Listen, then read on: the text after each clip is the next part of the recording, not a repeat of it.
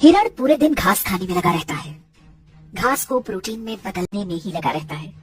दूसरी तरफ मांसाहारी लकड़बग्घे को जब तक भूख नहीं लगती बस आराम से पड़ा रहता है, क्योंकि उसे पता है कि उनके लिए प्रोटीन का इंतजाम करने के लिए हिरण जो लगा हुआ है।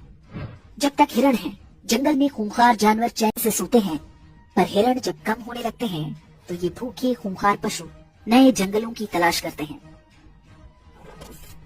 हमारे पूर्वजों ने भी बड़ी मेहनत से सोना, चांदी, रत्न, ज्ञान, विज्ञान इकट्ठा किया था। क्या हुआ? बाहर से कुछ लकड़बग्घे आए और सब कुछ सफा चट कर गए। आज हम ऐतिहासिक पर्यटन के नाम पर उसी विध्वंस के अवशेष देखने जाते हैं। अफगानिस्तान लिया, पाकिस्तान लिया, बांग्लादेश लिया, कश्मीर लिया, केरल और बंगाल भी लगभग जा ही चुके हैं। भारत के लगभग सभी क्षेत्रों में लकड़बग्घा बहुल क्षेत्र बसते गए। उनकी नस्ल के शिकारी परजीवी गुणों का विकास भी जारी रहा। अब पाकिस्तान और बांग्लादेश में संकट है, क्योंकि वहां हिरण लुप्तप्राय हैं। अब उन्हें नए जंगलों की तलाश है।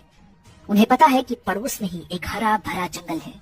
वहां पर पहले से ही भारी संख्या में लकड़बग्घे रहते हैं, लेकिन अभी छिटपुट शिकार से ही पेट भरने को मजबूर है। जंगल के कानून में संख्या बल सबसे आवश्यक है। इसे ही वो गज़वाए हिंद कहते हैं और उनकी किताबों में इसका जिक्र हो चुका है। हर शांतिप्रिय लकड़बग्घे के मन में वो ऐसे बैठा हुआ है जैसे हिरणों के मन में संविधान और राष्ट्रगान।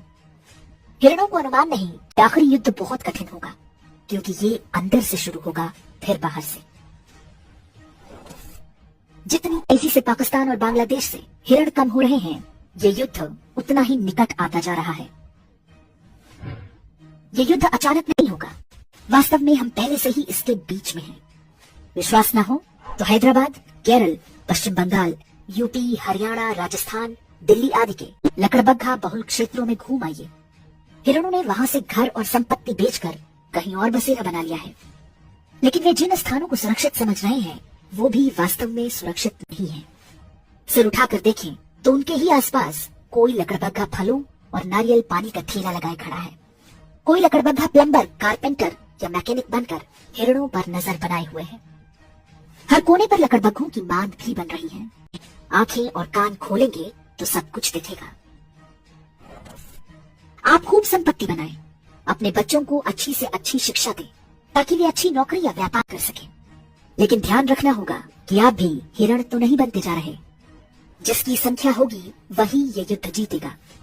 महंगाई का रोना रोकर यदि आप 1 या 2 बच्चे तक सिमट गए तो निश्चित मानिए कि जिस घास को आप प्रोटीन बना रहे हैं वो किसी न किसी लकड़बग्घे के काम आएगा।